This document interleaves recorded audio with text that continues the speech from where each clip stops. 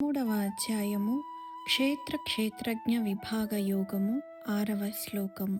ఇచ్ఛాద్వేష సుఖం దుఃఖం సంఘాతశ్చేతనా ధృతిః ఏతత్ క్షేత్రం సమాసేన సవికారముదాహృతం. పర్యము. ఇచ్ఛ, ద్వేషము, సుఖము, దుఃఖము, స్థూల శరీరము, చైతన్యము, ధృతి వికారములతో కూడిన క్షేత్ర స్వరూపము సంక్షిప్తముగా పేర్కొనబడినది.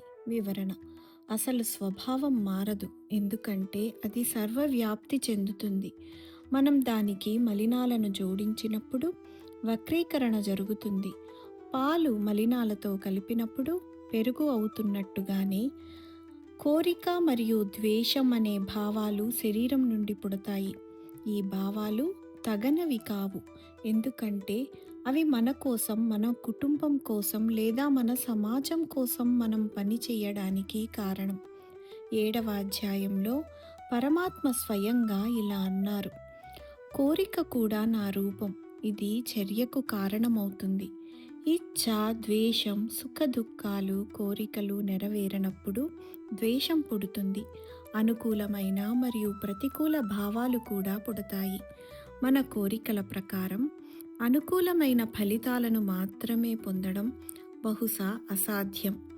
ఆనందం మరియు దుఃఖం, గౌరవం మరియు అవమానం, సువాసన మరియు దుర్వాసన మొదలైనవి జీవితంలో అంతర్భాగాలు.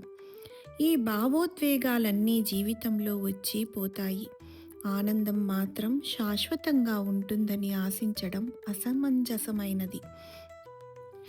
ఏతత్ క్షేత్రం సమాసేన సవికారముదాహృతం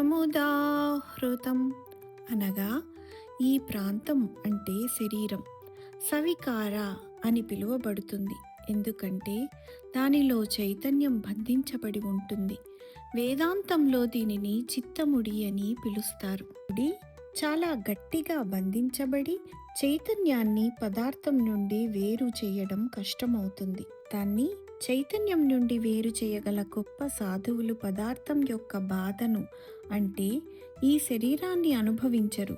శరీరంలో ఒక పెద్ద గాయం సంభవించినప్పటికీ వారు దానిని అనుభవించరు. ఆ జ్ఞానోదయం పొందిన వ్యక్తి శరీర బాధల నుండి విముక్తి పొందుతాడు. మన చేతన స్వభావాన్ని అర్థం చేసుకొని ఆ అంతిమ సత్యం యొక్క జ్ఞానాన్ని అనుభవించినప్పుడే ఈ స్థితిని సాధించడం సాధ్యమవుతుంది. జ్ఞానం మనస్సులో మాత్రమే ఉంటుంది మరియు అది అనుభవించే వరకు సైద్ధాంతికంగా ఉంటుంది. భగవద్గీత ఆచరణాత్మక జ్ఞానాన్ని అందిస్తుంది. ద్రోణాచార్య పాండవ కుమారులందరికీ సత్యం వద ధర్మం చర అనే పాఠాన్ని బోధించాడు. అందరూ వెంటనే దానిని పఠించడం ప్రారంభించారు. యుధిష్ఠిరుడు మాత్రమే తరువాతి 8 రోజులు తనకు పాఠం గుర్తులేదని చెప్పడం కొనసాగించాడు. అంత సులభమైన పాఠాన్ని తాను ఎలా గుర్తించలేకపోతున్నాడో చూసి అందరూ ఆశ్చర్యపోయారు. 9వ రోజు తాను పాఠాన్ని కంఠస్థం చేసుకున్నానని, అబద్ధం చెప్పడం మానేశానని తరగతికి ప్రకటించాడు. ఇన్ని రోజులు అబద్ధాలపైనే ఆధారపడ్డాడు, కానీ ఇప్పుడు ఆ జ్ఞానాన్ని తన జీవితంలో పూర్తిగా చేర్చుకున్నాడు. పదే పదే పునరావృతం చేయడం ద్వారా మరియు దానిని తన జీవితంలోకి చేర్చుకోవటం ద్వారా జ్ఞాన సాక్షాత్కారాన్ని చేరుకోవడమే పూర్తి జ్ఞానాన్ని సాధించడం. మానసిక ముడులు తెరిచిన జ్ఞానోదయం పొందిన వారి లక్షణాలు ఏమిటి? అలాంటి జ్ఞానోదయం పొందిన వారికి ఏ కళాశాల నుండి ఎటువంటి సర్టిఫికేట్ లభించదు. వారు దానిని తమ నోటితో కూడా ప్రకటించరు. భగవద్గీతలోని శ్లోకాలను అర్థం చేసుకోవడం మాత్రమే స్వీయ జ్ఞానానికి ప్రమాణం కాదు. ఆత్మ సాక్షాత్కారం పొందిన వ్యక్తిని వారి ప్రవర్తన ద్వారా అంచనా వేస్తారు. ఆ అత్యున్నత జ్ఞానం జీవితాల్లో ఎంత ప్రతిబింబిస్తుందో వారి జ్ఞానం నిరూపించబడుతుంది. అటువంటి జ్ఞానోదయ జీవుల 20 లక్షణాలను శ్రీకృష్ణుడు మరింత వివరిస్తాడు.